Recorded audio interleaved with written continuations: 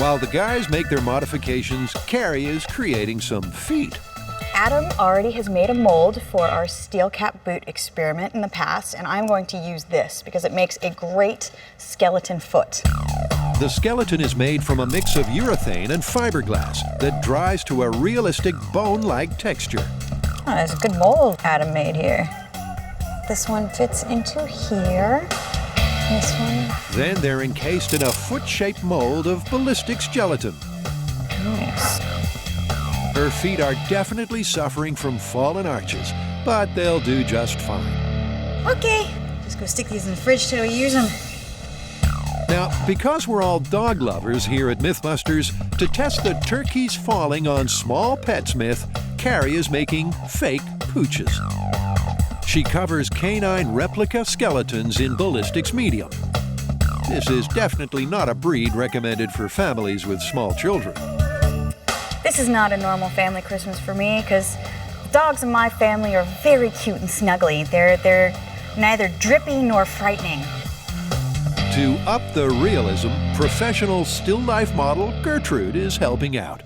I'm trying to figure out exactly how the hindquarters look on a dog, and Gertrude's modeling for me because she's almost the same dog.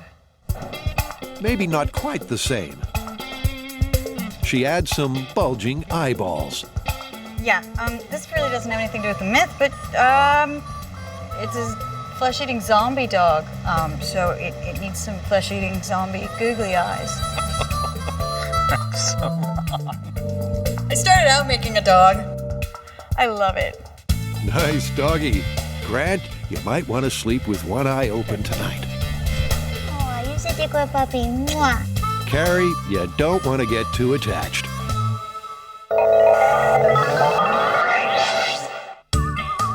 Over at M5, it's going to be a gas. Jamie and Adam are finally ready to activate their Rube Goldberg machine, a 100-foot-long holiday miracle with 60 moving parts.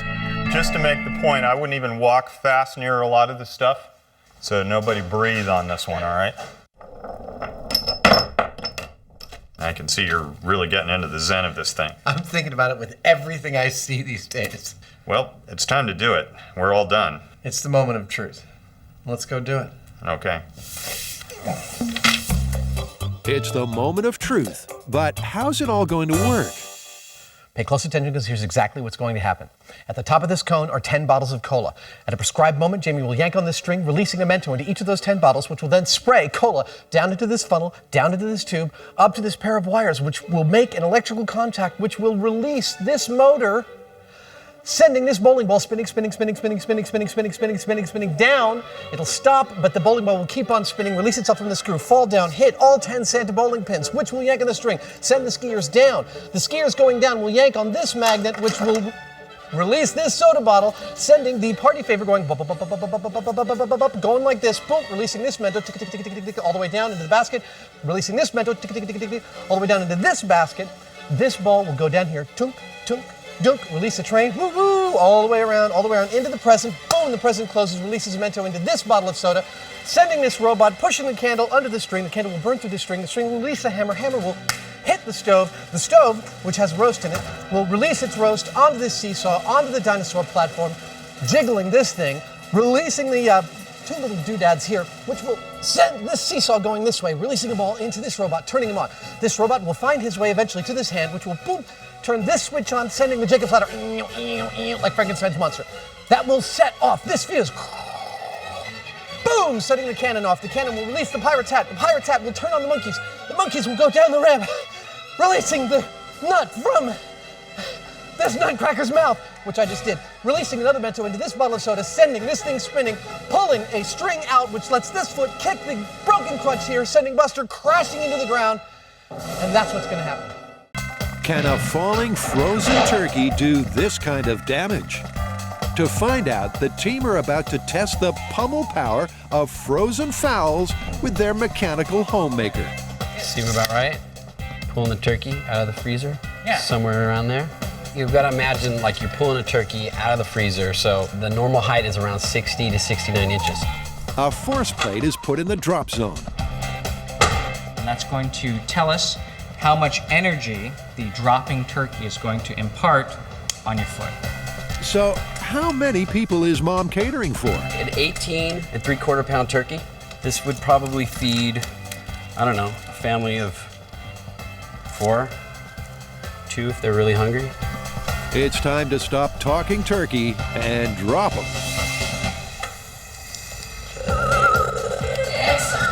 Yep, good. In 3, 2, 1. Wow. Okay. Right in the middle. Woo!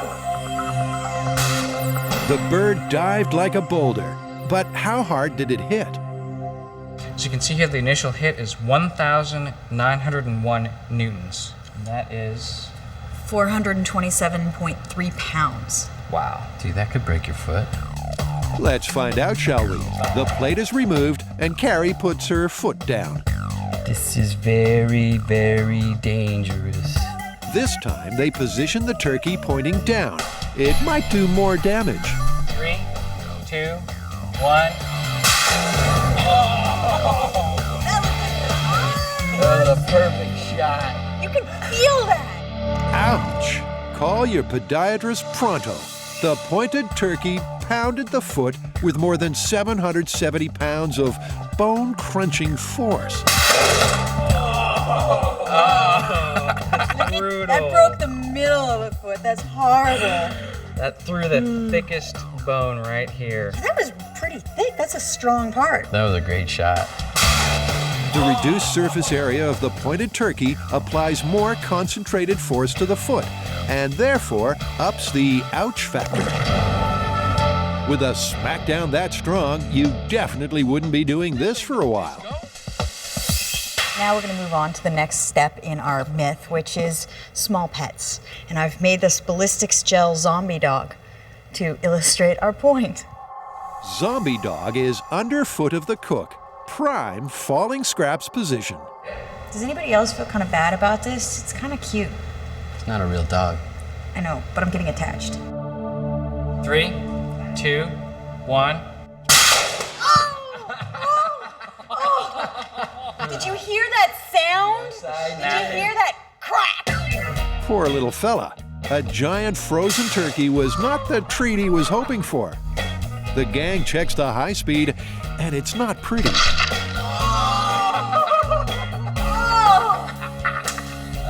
That is messed up. Still smiling. Didn't break his spirits. Legs look like they broke, back caved. Okay, let's move on to the next one because I think it's gonna be worse. In the name of due diligence, they put another gel pet in the danger zone. In 3, 2, 1. Oh! This reminds me of my Christmas. This drop is a real eye-opener. Oh, the head snaps around. His little eye. Legs snap off, the eye comes out. I was sort of like half stoked, half creeped out. I'm all creeped out. Our zombie dogs need urgent medical attention, so the team takes them to a veterinarian to see exactly what kind of injuries they sustained. I dropped a turkey on my pet dog. And then we I deep can fried tell. it. I can tell. You're just like a regular vet, and so you're probably not used to zombie dogs. No, I'm not used to zombie dogs at all. But we'll see. We'll take a look. Mind if I hold him? Yeah. Oh, he's cute. There you are, little man. The models are measured and x-rayed just like real dogs would be. Some of the other patients are not amused. Tasty. Come on. Take a bite. But no cigar.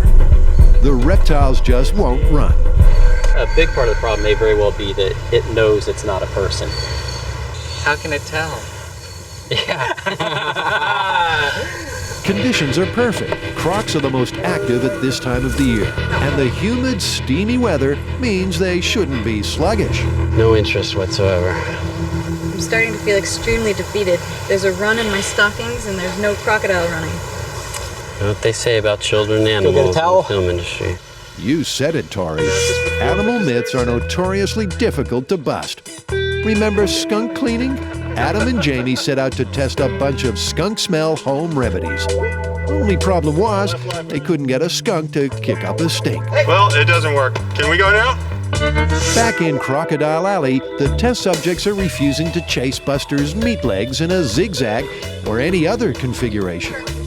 Luckily, the MythBusters have a plan B. We're actually going to take a quail and put it on my robot here, and this is a battle-ready combat robot. So if, unfortunately, an animal gets a hold of it in its jaws, it is built for combat, so it probably will stand up. With its cargo of quail in place, Grant's robot sets out on its mission. Looking like the Mars rover, it parks near the edge of a pool, well within striking distance. Grant's poised to hit the accelerator at the first crocodilian quiver. But apparently, this croc doesn't feel like Meals on Wheels. We're having a hard time getting this crocodile to come to the surface of the water, so I'm going to try to entice it with some quail, and I'm just going to drop it right in front of his nose, or her nose. Tori ventures close and throws the bird. Nothing. Not a ripple. I don't think he's coming out the water. Well, the trainers here say that they're naturally secretive animals, and what's more, they're not stupid. Yeah, he seems pretty spooked by your robot. No response to the rig, no response to the robot. You can't say the MythBusters aren't trying. You know, those crocodiles seem like they're slow on land, but shooting out of the water, they're lightning. Well, actually, I've done a little bit more research, and it turns out in almost every crocodile or alligator attack since they've been keeping records, the victim has been in or near the water. Well, then what are the rules to avoid being chomped? First, if there are any warning signs, don't go in the water. Second, if you fall into the water, get out as quickly as possible. And third, never ever dangle your legs or arms over the side of the boat. I think we can handle these rules. There's only one thing left. Plan C. That's C for crazy. Tori's gonna put his behind on the line and get a croc to chase him instead. Tori, Carrie, and Grant have been wrestling with the myth that crocodiles can't run in a zigzag. So far, they haven't been able to coax a croc into running at all. You know what they say about desperate times and desperate measures. We've tried everything to get these crocodiles to chase the food, but apparently nothing's working. So we're going to try a different approach. We're going to try to see if we can get them to chase us out of aggression. So what I'm going to do is I'm going to actually suit up with some protective gear, get in there, try to agitate the crocodiles, and see if they'll chase me. Tori's going out on a limb. Let's just hope all his are still there when it's over. So let's say one of them does get a hold of my leg. What will you do to break that hold? I will do everything I can to ease your pain as quickly as possible. He has a stick. And this is actually more for knock me you. out with the Yes, stick. exactly. The quicker you lose consciousness, the better off it is for you. Yes. Tori's legs will be well protected. Unfortunately, the heavy padding will also slow him down. Wait, the safety protection caused me to fall down. Protective gear is hindering me from running away from the crocodile. Nevertheless, he's ready for a face-to-face croc confrontation. The Johnston's crocodile is found in Australian waters. It's smaller than the Cuban croc, but fast and fiercely territorial. So this is the first test, chasing Tori with the Johnston crocodile. What do you think's going to happen? I think you can catch him. Carrie, Grant, and Tori are attempting to beat E1, the well-trained guard dog. They're going to test several techniques to sneak past the four-legged guardian, get into the safe in the center of the compound, and then escape safely with the loot. So the first tactic I'm going to utilize is diversion. I've got some stakes. I'm going to chuck it in one side of the yard, and then I'm going to try to make a run for it. I see, and that's supposed to draw the dog's attention away from you. It always works in the cartoons. Good luck with that. Carrie gets into the dog-proof safety suit and then gives it a test run.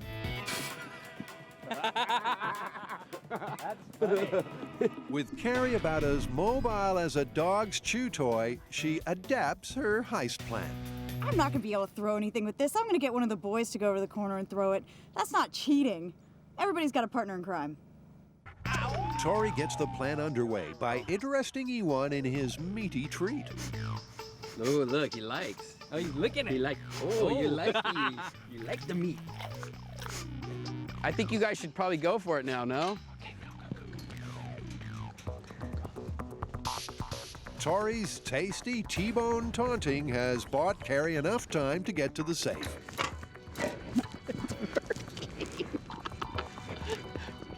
But then Carrie's accomplice turns nasty as Tori throws the steak into the compound.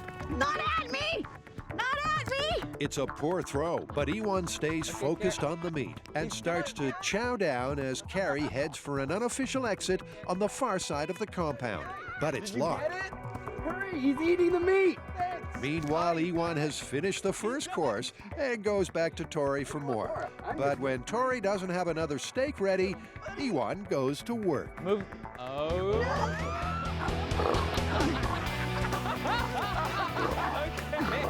Okay. Call the dog. Get him. Oh, that was great.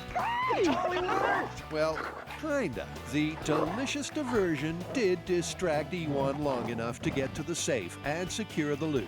But poor planning meant that Carrie ended up as the main course. But the necklace is somewhere inside the suit. I swear it's in here. I grabbed it. So it's plausible to distract a guard dog with tasty treats. But without that suit, Carrie would have been breakfast. Well done. Next up, Grant and Tori are tackling two myths which an animal behaviorist and fan of the show suggested.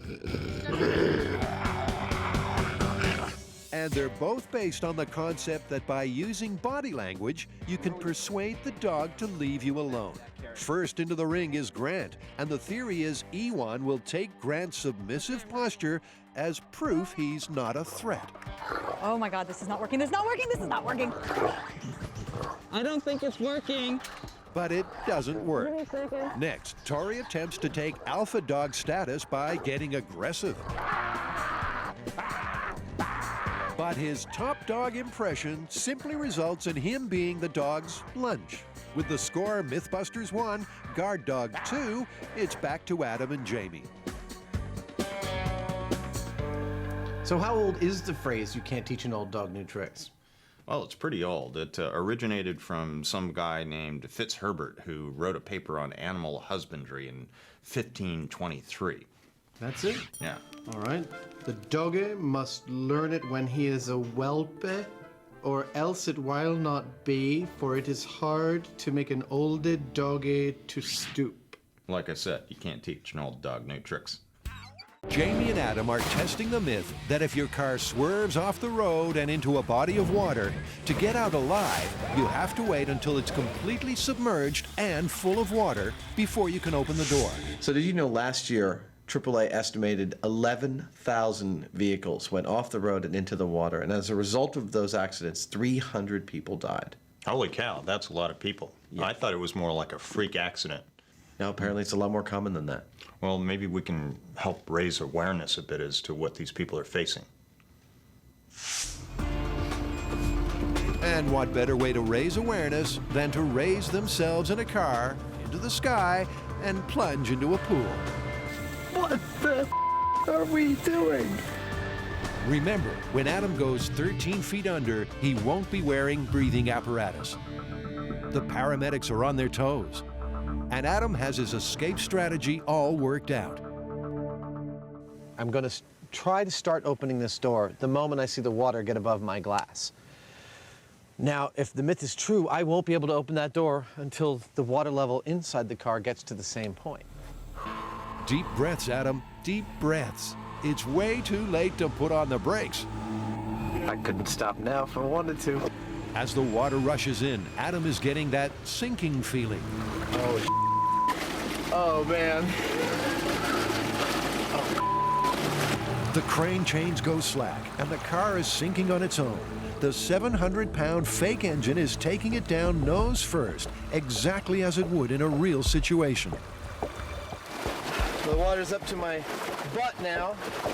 All right. Okay, it's coming past my waist. Now I can start to see under the water. Oh my God, it's coming up under the windshield. Wow, I can feel the pressure. All right, I only have a couple more breaths here. Adam's never this quiet. So what's going on down there? The water is leaking in from every open crevice in the car, and Adam is now fully under. He holds his breath, tugs on the door, pushes his whole weight against it, but nothing happens. Finally, he can't hold his breath any longer and signals for Jamie to pass in the regulator. When the pressure ultimately equalizes, he opens the door and swims to the surface. But it was too late.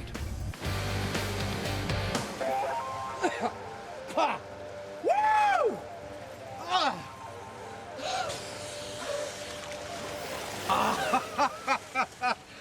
That is intense, no matter how you slice it. I died. Let's just put it that way. Well, that's put a dampener on things.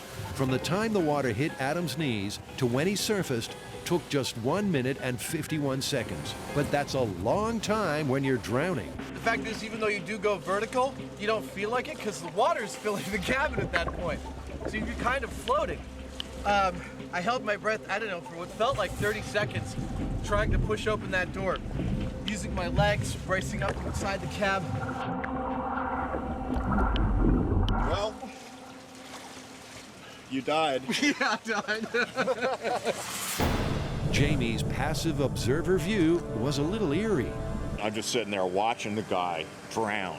He's like just going nuts on that door. He's really using up his oxygen, and it didn't take him that long to run out. You don't want to be in a car when it goes down like that. It's scary.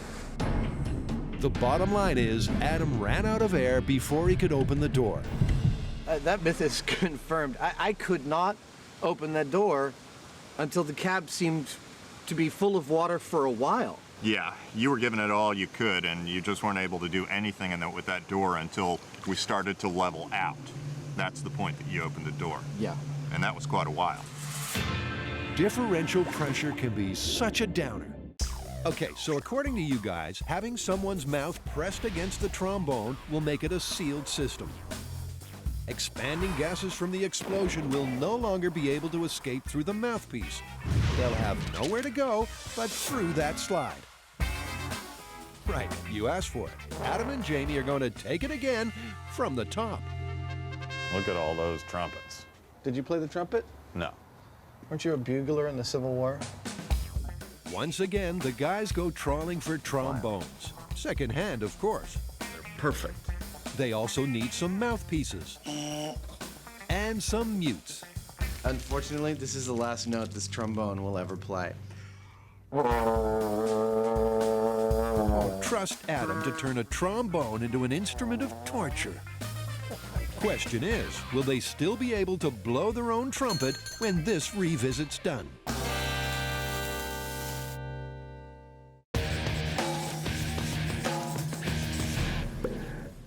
Finger in a barrel. I knew we were going to have to revisit this one. That's the one where a gun barrel can explode into a banana peel, just like in the cartoons. This one's well worth a revisit, if only so we can catch up with our friends, the Mythtoons. They're a gun barrel of laughs. When our familiar foes come face to face, there's plenty of animated animosity. But instead of saying his prayers, our cheeky red-haired rodent forces his finger into the barrel, and the hunter's best-laid plans backfire big time. The MythBusters tried to get the same result in real life. They took modern rifles and plugged ballistics gel fingers into the barrels. The bullets won, hands down. Look at the very tip of the barrel. I'll be darned. And while they got one or two bulges in their barrels, nothing could trigger that famous cartoon banana peel.